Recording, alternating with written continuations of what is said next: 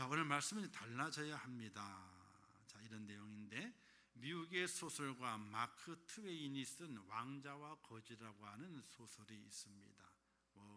제목만 들어도 다 알죠. 왕자와 거지. 왕자가 하도 따분한 거예요. 왕궁에 사니까 너무 따분하고 재미가 없어. 왜? 모든 사람들이 자기 앞에 굽신굽신거리고 달라 그러면 다 주고 아무런 부족함이 없는 거예요. 그렇게 털레털레 하고 살다가 재미가 너무 없는 거예요. 사람이 다 갖춰져 있으면 있잖아요. 재미가 없어요. 실혼살이가 왜 재미가 있게요? 다 갖춰지지 않았거든요. 요것 하나 사고 저것 하나 사고 요것 하나 사고 저것 하나 사고 이런 재미가 쏠쏠한데, 지금은 갈 때 왕창 다 갖춰져 가기 때문에 그런 재미가 없어요. 사실은요. 저희들도 사서 갔지만은 그걸 다 갖추고는 아니거든요. 저희가 결혼하게 될 때에 리모컨 TV가 처음 나온 때였어. 리모컨 TV가. 근데 저는 리모컨 TV를 안 샀어. 그때 나오는 TV가 있잖아요. 처음에 로타리, 다다다다다 돌린 로타리. 그리고 두 번째는요, 어떤 TV가 나왔게요? 버튼식. 우리 금성 미라클. 버튼식 이렇게. 따다다다 돌리면 이게 참 그렇거든요. 따다 돌리는 게, 따다다 돌리는 게. 근데 그 다음에 버튼식이 나왔어. 그 다음에 나온 게 리모컨이에요. 시장에 가게 되면요, 다이얼식이 있고 버튼식이 있고 리모컨이 있어. 가격 차이가 탁탁탁 차이가 나. 그래서 저는 장모님 돈 아껴준다고 어떤 걸 살게요? 로타리를 사게 되면 너무 구닥다리 같고, 리모컨을 사자니 아니 그때 가격 차이가 많이 났어요. 리모컨이. 그래서 리모컨 사자 그러니 또 돈을 많이 주는 거. 그래서 뭘로 샀어요? 금성 미라클 버튼식. 버튼이 아래에 달려 있어. 근데 이게 얼마나 귀찮은지 몰라. 조금 지난 다음에 내 돈 들어가는 거 아닌데, 장모님 돈 들어가는 건데 리모컨 살 걸. 왜? 아니 채널 바꿀 때마다 어떻게 돼요? 가야 되는 거. 이렇게 가야 돼요. 누구 시키자니 잘 안 하고 채널 바꾸고 싶은데 내가 바꾸고 싶은 채널이니까 내가 가야 되고, 얼마나 그 귀찮은지 몰라요. 자, 어쨌든 그런 시절이 있었지 않습니까? 근데 다 갖춰놓고 있으면 재미가 없어요. 하나하나 형편될 때 요거 하나 사고 저거 하나 사고. 세탁기 전자동 나올 때인데 있잖아요. 저희 집은 반자동을 샀어. 싸다고. 누구 돈 아껴주느라고? 내 돈이 아닌 장모님 돈인데 그걸 아껴주느라고 전자동을 안 사고 반자동을 샀다니까요. 반자동 써보셨어요? 안 써보셨어요? 써봤죠? 네. 한쪽 통은 탈수고 한쪽 통은 세탁이요. 끝나면 집어가지고 반대로 옮기고 돌려야 돼. 그러면 탈수가 이루어져. 근데 신제품 있잖아요. 그냥 다 놓고 돌리면 지가 다 해. 그냥 꺼내는 건요, 다 말린 탈수 안에 꺼내면 되는 거예요. 근데 이제 반자동이니까 삐삐삐삐 울려요. 어떻게 하라고? 통을 옮기라고. 그럼 가고 옮겨야 되는. 얼마나 불편해. 나중에 생각해 보게 되니 그것도 잘못한 거예요. 내 돈 들어가는 건 아닌데. 근데 그게 고장이 나가지고 또 하나를 바꿀 때는 뭘로 바꿔요? 내 돈이 들어가지만은 얼마나 기쁜지 몰라. 전자동이거든. TV를 바꿀 때에도 얼마나 기쁜지 몰라. 내 돈이 들어가는데도 왜 리모컨이야. 탁탁 누르니까 착착착 바뀌어 나가는 거예요. 그렇게 하나하나 챙겨서 가정을, 집안의 살림을 채우는 것이 얼마나 기쁨이 되는지 몰라요. 근데 왕자로 살아가게 되니까 기쁜 게 없어. 왜? 다 있거든. 그래서 하루는 이제 너무 심심해가지고 밖에 나갔잖아요. 마을로 내려가서 쭉 돌아다니게 되는데 구걸하게 되는 거지를 만났어요. 근데 거지를 보게 되니까 이 거지의 삶이 괜찮은 것 같아. 뭔가 자기가 열심히 찾아다니거든. 달라 그러기도 하고 빌기도 하고. 그게 생소하니까 괜찮은 것 같아. 근데 얼굴을 가만히 보게 되니까 자기와 똑같네. 똑같아. 쌍둥이처럼 똑같은 거야. 그래가지고 그 거지를 불렀어. 야, 너 나랑 나이도 비슷하고 얼굴 똑같으니까 신분을 바꾸자. 그래가지고 어떻게 했어요? 왕자 옷을 거지에게 주고 거지 옷 자기가 입었어. 그리고 거지 옷을 입은 자기는 어떻게 돼요? 구걸하러 가고 왕자 옷을 입은 거지는 왕궁으로 들어가게 되는 거예요. 자, 왕궁에 들어간 그 거지가 들어가 보게 되니까 호화찬란하거든요. 말도 안 해도 착착착 음식이 나오고, 말도 안 해도 다 목욕을 시키고, 말도 안 해도 좋은 옷을 다 입혀주는 거야. 너무나 좋은 거야. 그런데 겉은 그렇게 바뀌어지고 좋은데 뭐가 안 바뀌었어요? 자기가 속이 안 바뀐 거예요. 거지의 근성이 안 바뀐 거예요. 안 바뀐 거예요. 자, 왕자가 되었으면요, 왕자답게 바뀌어져야 되잖아요. 그죠? 그 바뀌어짐이 없으면요, 그 자기 입은 옷이 불편하게 되는 거예요. 자, 우리의 믿음의 사람도 마찬가지입니다. 과거에 우리의 주인은 사탄이었죠. 그러나 이제는 예수 그리스도가 우리의 주인이 됩니다. 과거에는 사탄이 시키는 대로 열심히 죄를 짓고 살았습니다. 왜냐하면 내 주인 된 사탄이 그것을 원하기 때문에 그렇죠. 그러나 이제는 달라져야 됩니다. 우리의 주인은 예수 그리스도이시기 때문에 그 예수 그리스도가 원하는 삶의 모습으로 우리가 달라져야 됩니다. 바뀌어져야 돼요. 근데 우리는 그러죠. 네가 먼저 바뀌어. 네가 먼저 바뀌어야 돼. 이렇게 얘기를 해요. 근데 실제는 그게 아니라 누가 먼저 바뀌어져야 될까요? 내가 먼저 바뀌어져야 돼요. 내가 먼저 변화가 되어져야 돼요. 알코올 중독자를 둔 한 아내가 있습니다. 이런 글이 있었습니다. 수년 동안 저는 저 자신의 노력으로 남편을 변화시키려고 했습니다. 천성적으로 저는 의지가 강하고 내가 원하는 바를 끝까지 이루기 위해서 투쟁할 준비가 되어 있는 여자입니다. 그런데 남편이 변화가 안 되더라고요. 그리고 던져 말하기를, 그리고 어느 날 나는 포기하고 말았습니다. 목욕탕 속에서 울면서 기도를 드렸습니다. 이때 하나님께서 깨닫게 하시는 것이 있었답니다. 너 자신이 먼저 깨끗해져야 되고 너 자신이 먼저 변화되어야 한다. 이런 말씀을 목욕탕 속에서, 물속에서 자신에게 들려주었답니다. 그 뒤로 그는 더욱더 남편을 사랑하고 남편을 위해서 자신을 남편에게 맞춰가면서 헌신을 했다고 합니다. 자신이 그렇게 변화가 되니까 그제서야 알코올 중독자 남편이 서서히 변화가 되더라. 이런 글이 있었습니다. 나의 변화로 상대에게 영향력을 끼쳐야 됩니다. 우리가 세리장 삭교가 있지 않습니까? 삭교가 변화가 되니까 그 가정이 변화가 되고 그 가정 안에 있는 모든 자들이 변화가 되고 그를 통해서 많은 사람들이 아마도 변화를 이루었을 겁니다. 웨슬레가 변화가 되어서 교회를 변화시키니까 영국이 변화가 되죠. 그리고 감리교회가 이 땅에 세워지게 됩니다. 칼빈이 은혜롭게 변화가 되니까 스위스를 변화시켰고 장로교가 만들어지게 됐습니다. 오순절 마가의 다락방에서 기도하고 있던 120명의 사람들이 성령 체험으로 변화가 되게 되니까 초대교회가 생겨나게 됐습니다. 다메섹 도상에서 주님을 만난 사도 바울의 변화는요, 이방 세계에 교회를 탄생하게 되는 놀라운 역사를 이루어냈습니다. 한 사람의 변화를 통해서 큰 역사가 이루어지게 되는데 그 한 사람이 누구냐는 거예요. 너가 변화돼야 된다고 그런 것이 아니라 하나님께서는 내가 변화가 돼야 된다. 내가 변화가 되게 될 때에 그 역사가, 큰 역사가 일어날 수 있는 시작이 이루어진다. 이것을 말씀하게 되는 겁니다. 나의 변화 없이는 결코 타인의 변화를 기대할 수 없는 겁니다.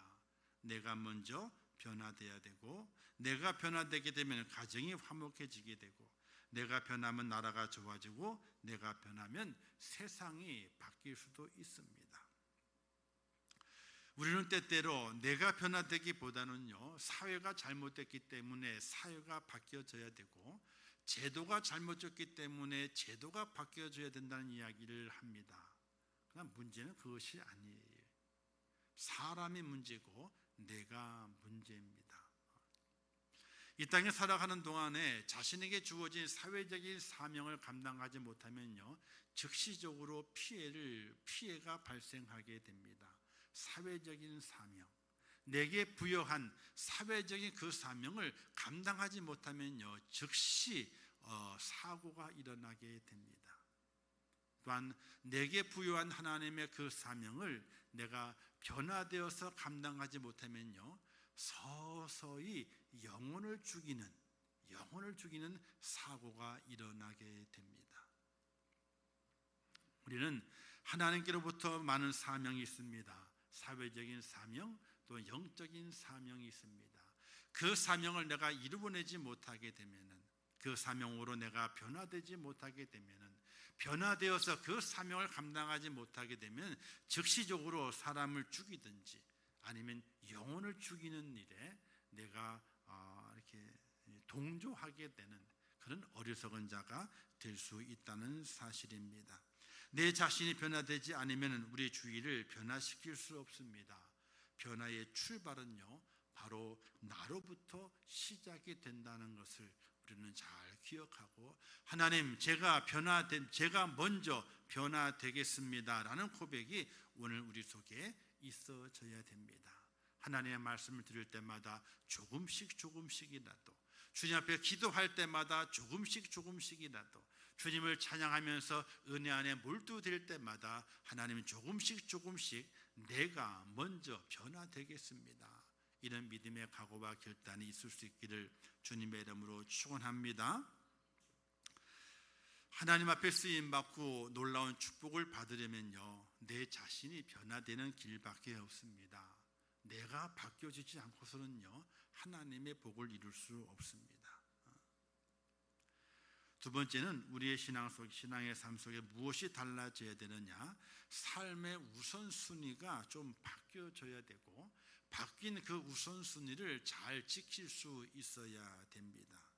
종교개혁의 기치를 높이 들었던 믿음의 선배들은 오직 은혜라는 그 단어를 많이 사용했습니다. 오직 은혜다. 그래서 오직이란 솔라라고 하는 단어는요, 그 하나에 목숨을 그들이 걸었는데 오직 이것밖에 없다는 겁니다. 이게 가장 먼저라는 거예요. 오직 은혜 말고는 다른 것이 없다라고 생각했습니다. 그러나 하나님 앞에서 은혜 받는 일이 그렇기 때문에 하나님 앞에서 은혜 받는 일이 가장 우선인데, 우리는 은혜 받는 일을 우선으로 생각하지 않는 경우가 있습니다. 무엇을 하든지 은혜 받는 것을 먼저 생각을 해야 돼요.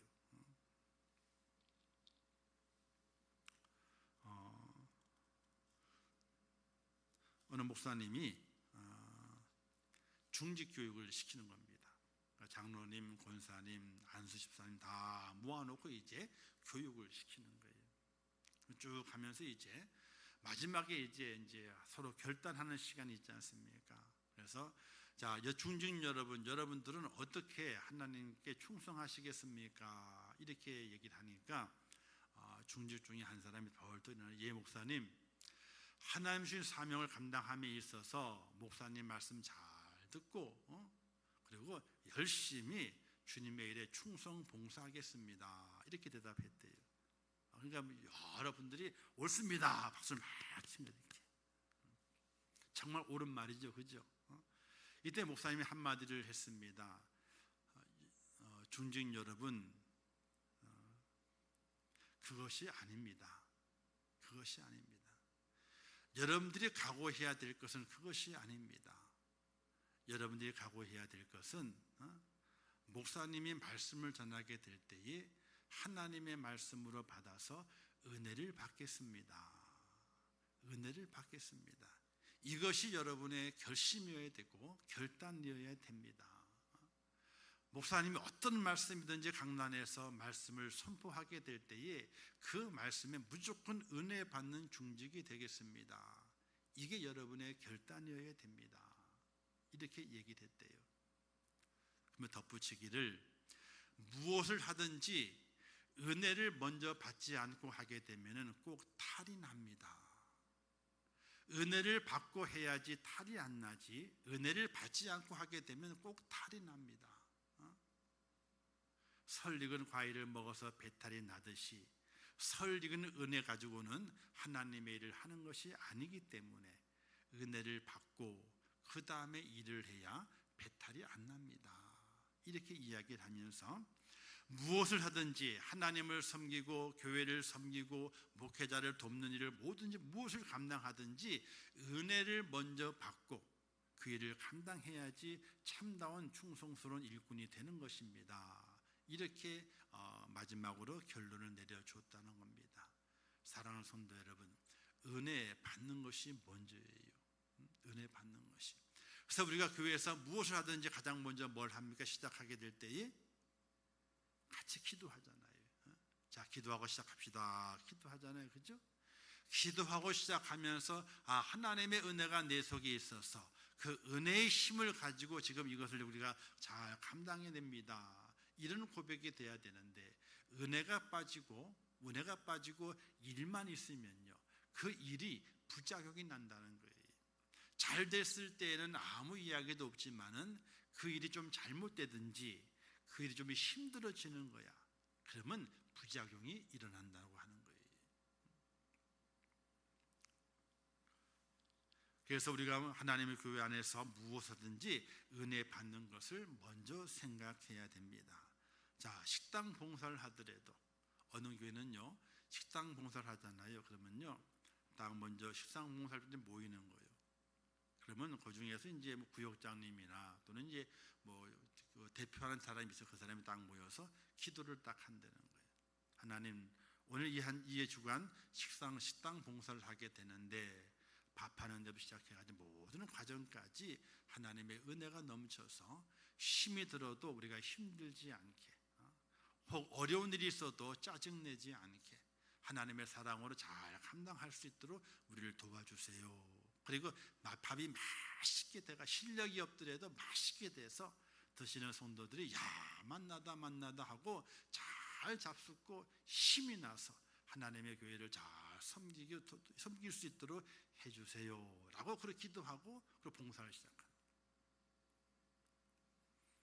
그냥 우당탕탕 와가지고 시작하는 것하고 기도하고 신앙 걸 시작하는 것하고 어느 게 보기가 좋아요? 뭐 당연하지. 근데 당연함에도 불구하고 우리는 신경을 안 써요. 그건 꼭 누가 시키고 안 시키고의 문제가 아니라 우리가 하나님의 삶에서 감당하게 될 때에 무엇이 가장 먼저인가를 생각하는 습관, 인식이 있어야 되는데 그 인식이 없기 때문에 그래요. 찬양을 하더라도 찬양 연습하죠. 그때 기도해요. 끝난 다음에도 기도해요.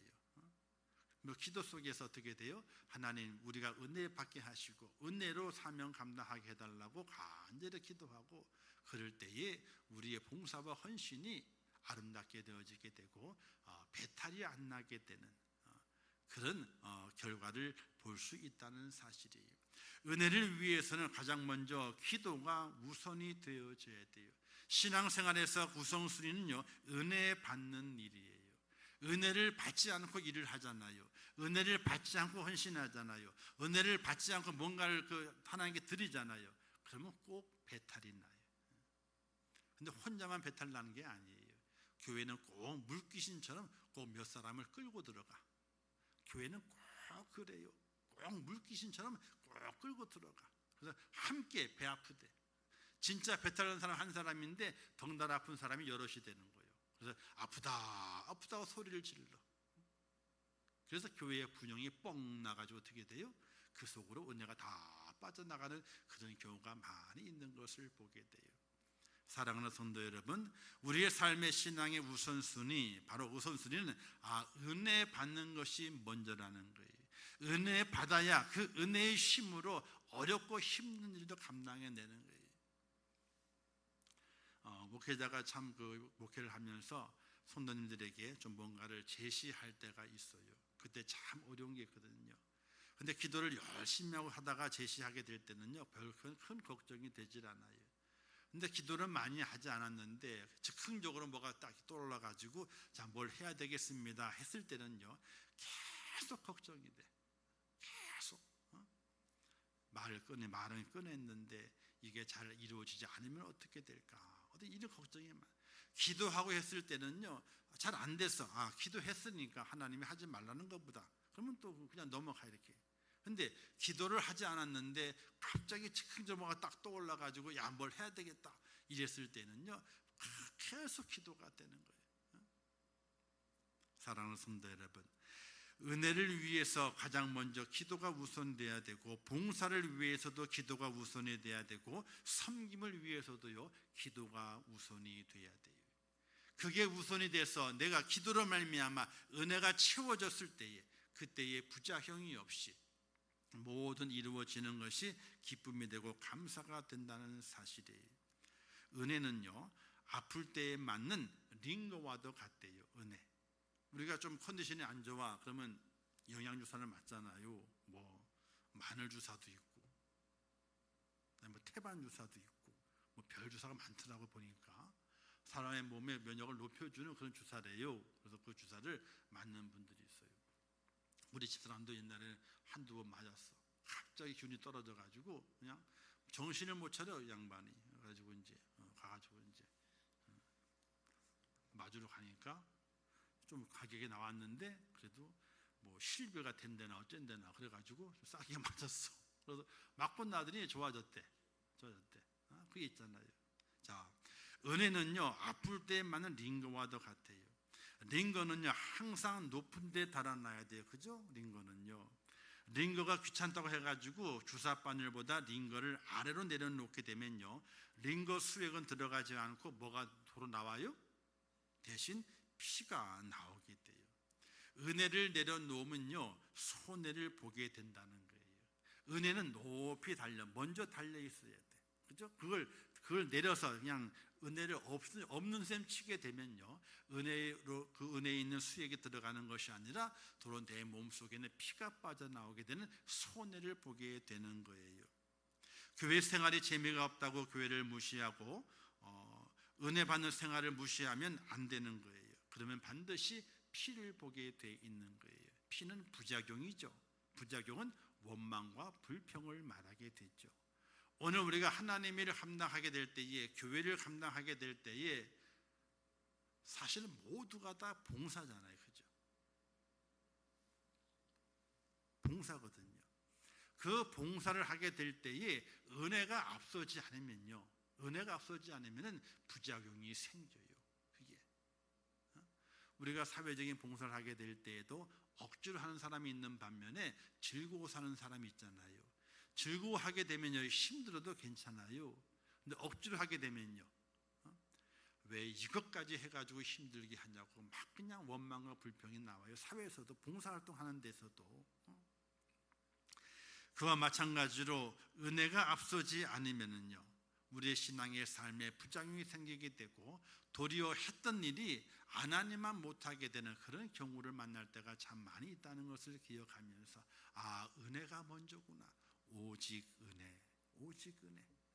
하나님 앞에 내가 은혜를 받아야 되는구나. 내가 기도의 은혜를 받아야 되는구나. 말씀의 은혜를 받아야 되는구나. 찬양의 은혜를 받아야 되는구나. 그 은혜의 힘을 가지고 내게 맡겨진 귀한 사명을 해 나가야 되겠구나.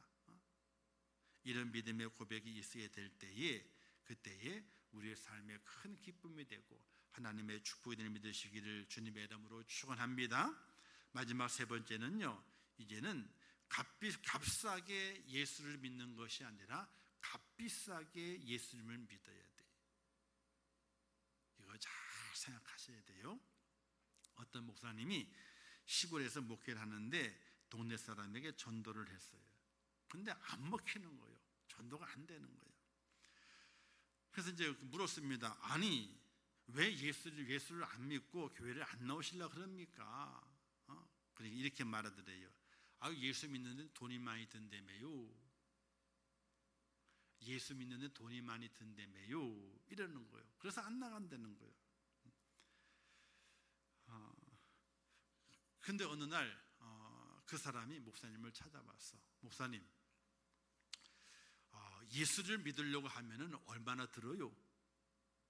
얼마나 들어요? 그러니까 목사님이 어떻게 대답할까 참 막막하고 귀찮기도 그래가지고 이렇게 말했답니다. 지나가는 말로 담배 한 갑 정도 드나요? 그랬대. 담배 한 갑. 응? 그냥 그분이 담배를 피시는 분이니까 담배 값이 있잖아요, 그렇죠? 담배 한 갑 정도 드나요? 그렇게 지나가는 얘기를 그냥 너무 안 믿으니까 막 조그만 마을에서 시골 마을에서 그렇게 전도를 했는데 말을 안 들어 먹으니까 지나가는 말로 담배 한 갑 정도 드나요? 이렇게 얘기를 했대요. 그래요? 그 비용이 얼마 안 드네요. 그러면서 그 다음 주부터 교회 나와서 예수님 믿기로 했대요. 그리고 주일날 헌금을 드리는데 얼마를 드려요? 담배 한 갑. 담배를 딱 끊더니 담배 한 갑어치의 헌금을 하나님께 드리는 거예요. 그리고 좀 있어 이제 몇 개월 다니고 1년 되니까 뭘 받아야 돼요? 이제 세례를 받아야 되잖아요. 근데 세례를 받으라고 하더라도 안 받는 거예요.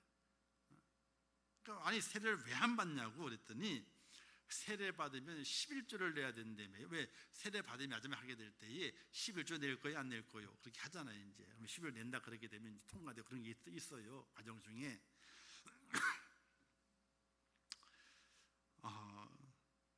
그래서 세례를 받으면 11조를 해야 되는데 11조를 해야 되는데 그 11조를 얼마나 해야 되냐고. 그래서 이렇게 또 묻더랍니다. 목사님 11조를 하는데 농사 비용을 빼고 11조를 합니까? 아니면 수학에 11조를 합니까? 이렇게 또 묻더라는 거예요. 들은 게 있으니까. 목사님께서 아유 그거는 믿음대로 하는 겁니다. 농사 비용을 빼고 하든지 아니면 수학에 11조를 하시든지 그건 알아서 믿음대로 하는 겁니다. 그래서 이제 그렇게 얘기를 하면서 하나님이 기뻐하시는 11조는 어느 거나 괜찮습니다. 이렇게 얘기를 했대요. 그래요? 농사 비용을 빼고 나면 얼마 안 남는데 왜 비용 들어가면 많이 있으니까 비용이 얼마 안 남는데 그리고 나서 쌀 한 가마니를 11조를 하고 세례를 받았대요.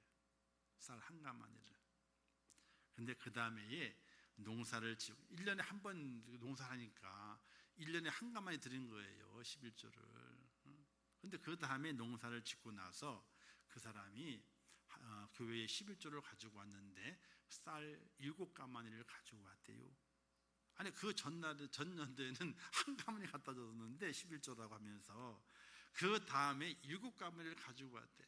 목사님이 깜짝 놀라가지고 달려가서 아니 왜 이렇게 많이 가지고 왔냐고 이러니까 그분이 이렇게 말씀했대요.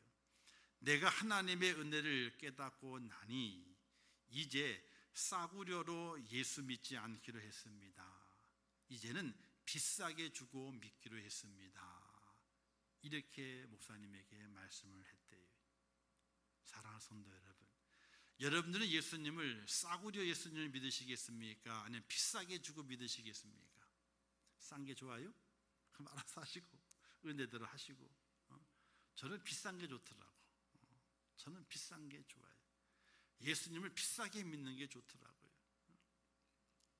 D.L. 무디가 62세 때의 일입니다. 조간신문에 노년의 무디 선생님의 기사를 실었습니다. 무디가 그날 주일 강단에 섰습니다. 여러분 오늘 아침 신문 보셨나요? 제가 이제 겨우 62세인데 저보고 늙었다고 합니다. 왜냐하면 노년의 무디 선생이란 제목으로 기사가 났으니까 신문에. 사람들은 제가 60밖에 못 살 줄 알았나 봅니다. 그러나 나는 100년을 살 겁니다. 아니요, 나는 100에 100년을 살고 1000에 1000년을 살고 만에 10,000년을 살고 아니 영원히 살 하나님의 자녀입니다. 이렇게 말하면서 우리는 10년, 20년이 아니라 영생을 살 사람인 것을 믿으셔야 됩니다. 이렇게 그날 주일날 설교를 했다는 거예요. 노인 무디 선생하고 기사를 실었더니 노인이라 부르지 말라는 거예요. 왜? 내가 60까지 살 거냐 80까지 살 거냐? 아니다. 나는 100세에 천년에 만년에 아니 영원토록 살 사람이기 때문에 그렇게 부르지 말라는 거예요. 우리가 하나님께로 받은 은혜가 이렇게 엄청나게 크다는 사실이죠. 칼바르트 목사님이 이렇게 말했습니다.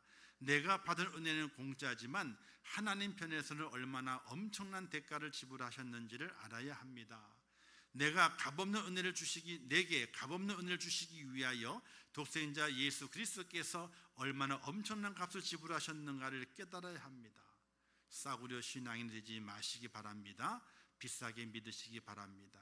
하나님 우리를 싸구려 취급하지 않습니다. 하나님께 비싸게 취급받는 성도가 되시기 바랍니다. 이런 설교를 칼바르트 목사님께서 하셨다는 거예요. 사랑하는 성도 여러분, 우리는 싸구려 성도가 되면 안 되거든요. 싸구려 자녀가 되면 안 돼요. 싸구려 교회가 되면 안 됩니다. 하나님께서 얼마나 엄청난 값을 지불하고 우리를 구원하셨고 건져내셨고 오늘 이 자리에 세우셨는데 우리는 싸구려 성도가 아니라 정말 비싼 성도입니다. 비싼 값을 치렀습니다. 더불어서 우리가 하나님을 믿게 될 때에 하나님을 싸구려로 믿는 것이 아니라 비싼 값을 지불하고 하나님을 믿는 믿음의 사람이 되어야 한다는 사실이에요. 사도 바울은 다메토상에서 부활하신 주님을 만나게 됩니다. 바울에게 있어서 예수를 만나기 이전과 예수를 만난 이후의 삶은 천지차이입니다. 그에게 극적인 변화가 있었습니다. 그래서 사도 바울의 서신을 바라보게 되면은 전에라는 말과 이제는 이런 단어를 가장 많이 사용했습니다. 전에는 내가 이랬는데 이제는 내가 이렇게 되었다라고 자신의 상태를 고백하고 있는 겁니다. 오늘 우리도 그런 고백이 필요합니다. 전에는 내가 이랬는데 이제는 내가 이렇게 됐습니다 라고 하나님 앞에 하나님 나 달라졌어요. 하나님 나 변화됐어요. 하나님 나 새로워졌어요. 하나님 내가 새롭게 태어났습니다. 내가 물과 성령으로 거듭났습니다 하고 나를 하나님께 보일 수 있는 믿음의 사람이 꼭 될 수 있기를 주님의 이름으로 축원합니다. 이제 우리의 신분이 달라졌지 않습니까? 진노의 자녀에서 하나님의 은혜와 사랑을 차지하는 축복된 자녀로 바뀌었거든요.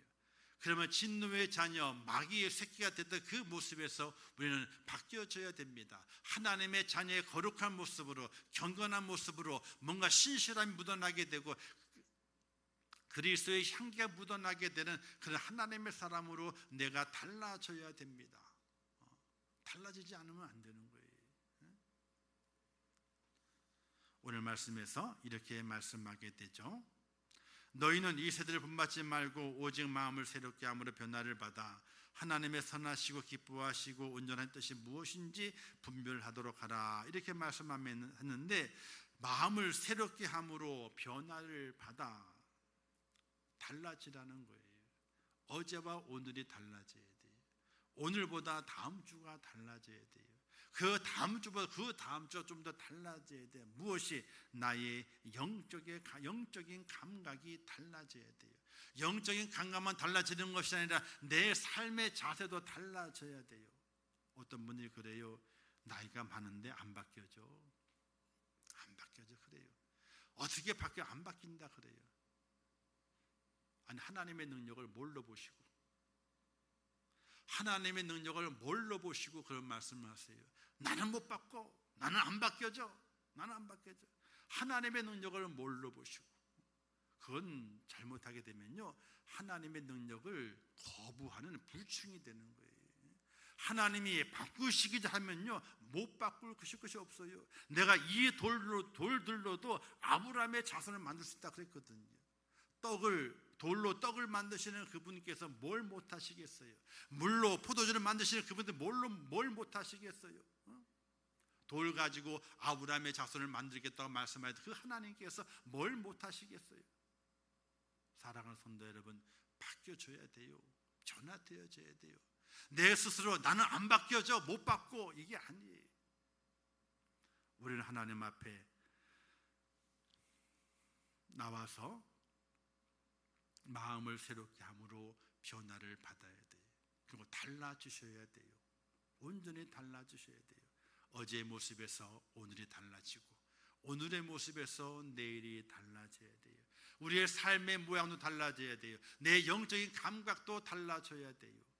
그런 변화와 달라짐이 없이는요, 우리가 이 마지막 때에 믿음 안에서 승리할 수 없다는 사실을 꼭 기억하시면서 영적인 잠에서 깨어나시고 주를 향한 열심을 내시면서 일어나시고, 하나님 나 이제 달라졌어요.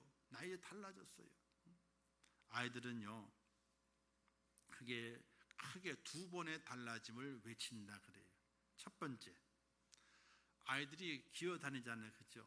기어다닌 다음에 일어설 때 있잖아요. 자기 일어섰다고 달라졌으면 얘기해요. 일어섰다 이거야. 일어섰다 이거야. 그리고 아장아장 걸으면 일어섰다 이거야. 그 다음에는요, 뭘 달라졌음을 얘기해요? 두 번째 달라졌음을 뽐내는 것이 있어요. 애기 키우면 다 잊어버리셨지 뭐. 뭔지 아세요? 대소변을 가리게 될 때에 달라졌다고 소리쳐야 돼. 이제 어른 됐다 이거야. 왜? 대소변 가린다 이거야. 이제는 아무데나 하지 않고 신호가 오게 되면은 딱 그걸 가리는 거예요. 그 장소에 가서 그럼 뭐래? 보라 이거야. 왜? 잘 쌌다 이거지. 그 장소에다가 아이들 두 번에 달라졌음을 외쳐요. 일어설 때 나 일어섰어, 달라졌어. 대소변 가리면서 나 달라졌어 라고 외치게 되는 거예요. 대소변 가른 다음부터 어떻게 돼요? 그때부터 이제는 사람 구실을 해가는 거예요. 그게 달라진 거예요. 오늘 우리 그리스도인들이 그런 다름이 있어야 돼요. 달라짐이 있어야 돼요. 달라짐이 없이 매일 똑같아. 그러면 안 돼요. 우리의 삶의 현장이 달라져야 되고 우리 영적인 상태가 달라져야 돼요. 주님께 더 가까이 우리의 삶을 더 빛나게, 머리에 백발이 들수록 우리의 삶은 어떻게 돼요? 사람들에게 은빛 물기를 줄 수 있는 그런 삶을 살아야 돼요. 은빛 물기를 줘야 되잖아요. 백발의 면류관인데. 그리고 주님께 가까이 가서 우리의 영이 더 새롭게 되어서 주님 품에 안길 수 있는 거룩하고 경건한 모습으로 변화돼서 내 영의 모습이 정말 순백을 갖고 있는 하나님의 사람이 되어서 하나님을 만날 그 날을 준비할 수 있는 믿음의 사람이 되어야 되는 거거든요. 사랑하는 성도 여러분, 정말로 여러분의 삶이 달라지고 영의 상태가 날마다 하나님 앞에서 달라지시기를 주님의 이름으로 축원합니다. 그리고 달라진 그 모습으로 하나님을 영접하고 간절히 기다리고 하나님 은혜 속에 헤엄을 쳐가는 축복자가 꼭 되시기를 주님의 이름으로 축원합니다. 기도하겠습니다. 좋으신 아버지 하나님, 은혜를 감사합니다. 오늘도 귀한 말씀을 함께 나누었습니다. 달라져야 됩니다. 새롭게 변화되어져야 됩니다. 하나님, 우리의 모습이 그냥 그대로 있다면 안 됩니다. 뭔가가 달라져야 됩니다. 달라져야 인정을 받습니다. 달라져야 능력이 생깁니다. 달라져야 온 세상에 영향력을 끼칩니다. 그 은혜의 삶을 사는 저희가 될 수 있도록 인도하여 주시옵소서. 예수님의 이름으로 기도하옵나이다. 아멘. 지금은 우리 주 예수 그리스도의 은혜와 하나님 아버지의 크신 사랑하심과 성령님의 감화 감동 위로 축복 교통하신 역사가 오늘 거룩한 주일을 주의 전에 올라와 지키며 하나님의 말씀을 온전히 내 마음판에 새겨서 이 마지막 때에 믿음 안에 승리하며 주의 뜻에 따라 살아가며 온전히 거듭난 자의 모습으로 승리하여 영광의 그 나라의 주인공 되기를 원하는 우리 임천국의 모든 성도들 머리 위에와 그들의 가정, 일터, 산업, 자녀들 모든 기도의 제목들 위에 이 나라 이민족이 온 지구촌 위에 세계 속에서 복음을 전하시는 선교사들과 그 선교의 현장들 위에 이제부터 영원토록 함께 있을지어다. 아멘.